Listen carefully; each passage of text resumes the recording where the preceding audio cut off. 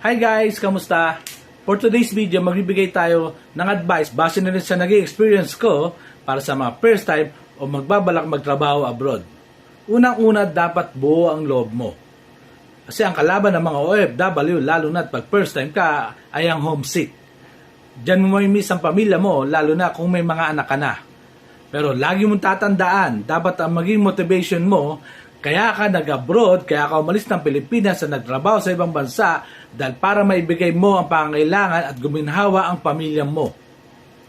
Pangalawa, kung sakaling sumasahod ka na, iwasan mong maging maluho. Dapat matuto ka mag-save. Isipin mo, kaya ka nga nag-abroad dyan, kaya ka nagtrabaho dyan dahil para sa pamilya mo.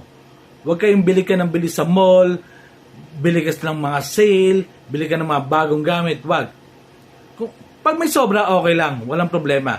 Dapat, ang gawin mo, 70% sa pamilya mo, 30% sa'yo. Yung 30% mo, andyan na yung pangkain mo, yung pang labas-labas mo.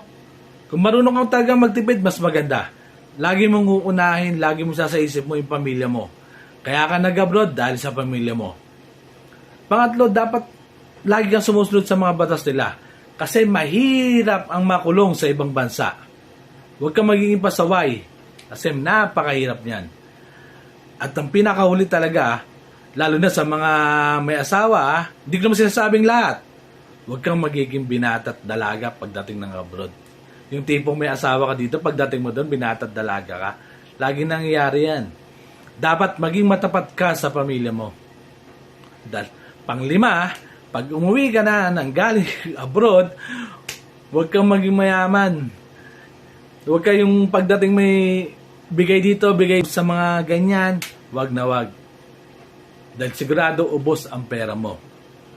Kaya, kung may natutunan ka sa aking video ngayon, please like and share and follow na rin for more video. Thanks! Bye!